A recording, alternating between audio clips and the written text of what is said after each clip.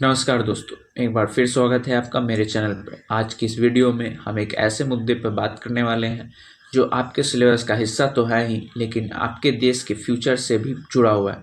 क्या आपने कभी सोचा है कि दुनिया की सबसे बड़ी टेक जायंट्स जैसे एप्पल, माइक्रोसॉफ्ट में से कोई भी इंडियन कंपनी क्यों नहीं?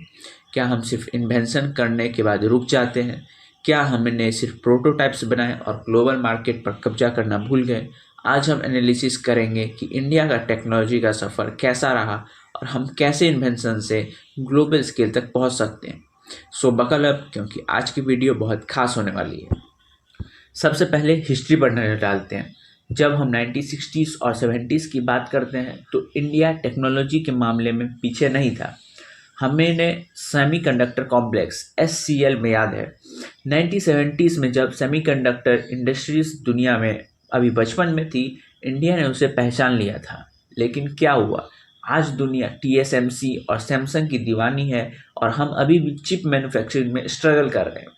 ECIL electronics corporation of India limited का उदाहरण लीजिए। 1967 में इस्टेब्लिश हुआ। हमने खुद के कंप्यूटर्स और कंट्रोल सिस्टम्स बनाए। जब इंडिया पर टेक्नोलॉजी एम्बार्गो था, हमने सिर्फ सेल्फ रिलायंस आत्मनिर्भरता तो हासिल की, लेकिन हमने ग्लोबल कॉमर्शियल मार्केट्स के लिए ग्लोबल एंटरप्राइजेस नहीं बनाए। हम स्ट्रेटेजिक इलेक्ट्रॉनिक्स तक सीमित रह गए। ये एक लेसन है, सिर्फ कैपेबिलिटीज़ होना काफ़ी नहीं है, उसे कॉमर्शियल स्केल पर ले जाना जरूरी है। सिम्प्यूटर 1998 में इंडिया टेक्नोलॉजीज ने इसे कंसीव किया। एक ऐसा डिवाइस जो स्मार्टफोन्स और टैबलेट्स के फीचर को कई साल पहले प्रिडिक्ट कर चुका था।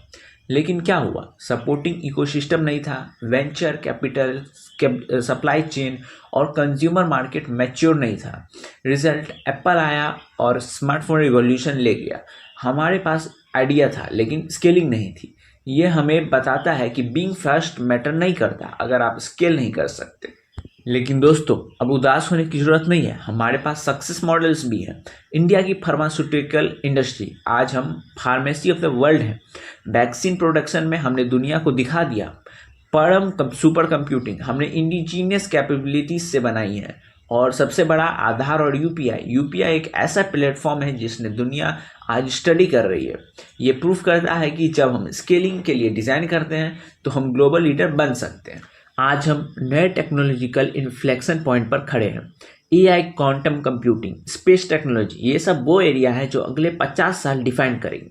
और यहाँ पर सिर्फ कोडिंग लिखना काफ़ी नहीं है, हमें ग्लोबल स्केलेबल AI प्रोडक्ट्स चाहिए। डीपसीक का एग्जाम्पल देख लीजिए। टेक लीडरशिप सिर्फ मॉडल बनाने में नहीं आता है, बाकी इंटेलिजेंस को सस्ता, एसेसेबल बनाने में है। इंडिया के पास सॉफ्टवेयर इंजीनियरिंग की ताकत है, हमें इस ताकत को हार्डवेयर और प्लेटफॉर्म के साथ जोड़ना होगा। स्पेस टेक, चंद्रयान और मंगलयान ने प्रूव किया कि फ्रूगल इनोवेशन और वर्ल्ड क्लास एम्बिशन साथ चल सकते हैं।